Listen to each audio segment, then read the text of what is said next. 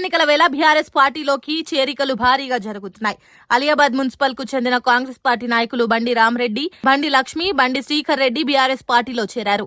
వారికి మల్లారెడ్డి బీఆర్ఎస్ కండువాలు కప్పి పార్టీలోకి ఆహ్వానించారు. అనంతరం బీఆర్ఎస్ పార్టీకి చెందిన కౌన్సిలర్ అభ్యర్థులకు మద్దతుగా ర్యాలీ నిర్వహించారు. బీఆర్ఎస్ బలపరిచిన అభ్యర్థులకు ఓటు వేసి గెలిపించాలని మల్లారెడ్డి కోరారు. కాంగ్రెస్ చెప్పిన మాటలు నమ్మి గ్రామాల్లోని ప్రజలు ఓటు వేసి మోసపోయారని, ఇప్పుడు మున్సిపాలిటీ ఎన్నికల్లో మీరు కాంగ్రెస్ కు ఓటు వేసి మీరు కూడా మోసపోవద్దన్నారు.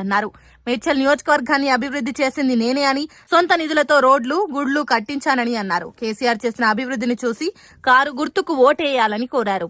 మన యువత ప్రెసిడెంట్ అదే మాదిరిగా రామరెడ్డి అన్న గత 30 ఏళ్ల సంది కూడా కాంగ్రెస్ పార్టీలో ఉన్నాడు. ఆయన మన ఏదైనా కాంగ్రెస్ ఉంటే ఇక లాభం లేదు. కాంగ్రెస్ లా 2 ఏళ్ల సంది పరిపాలన చూసినా ఒక నీళ్ళు ఇస్తలేరు, వాళ్ళు వచ్చిన దాఖలు లేదు, ఒక కట్టెడు మన్ను పోసిన దాఖలు లేదు, ఒక పని చేసిన దాఖలు లేదు.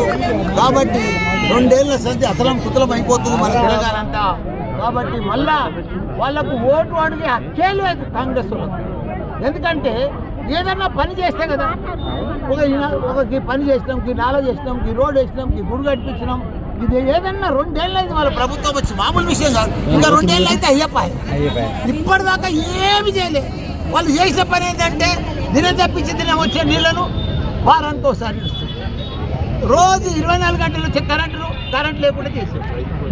రైతు బంధు లేదు, మహిళా బంధు లేదు, మహిళకి ఇచ్చే 2500 లేదు, 4000 ఇస్తాన పింఛన్ లేదు, అమ్మాయిలకు స్కూటీలు ఇస్తానది లేదు, బంగారం తులం బంగారం లేదు, ఏది లేదు. ముళ్ళు అడుగుతున్నా వాళ్ళు చెప్పిన అన్ని ఇంప్లిమెంట్ చేస్తే ఓటు అడగాలి. ప్రజలు కూడా వాళ్ళకు గుర్తుపట్టిర్రు, వీళ్ళు మోసకాలు అబద్ధాలు చెప్పొచ్చిర్రు ప్రభుత్వంలో. కాబట్టి పెద్ద ఎత్తున భారీ 3 మున్సిపాలిటీలలో కూడా ప్రజలందరూ కూడా ఒక్క సీటు కూడా పోకుండా అందరూ కూడా మేము గెలిపిస్తాం. ఓటు వేయాలంటే బీఆర్ఎస్కి వేయాలి.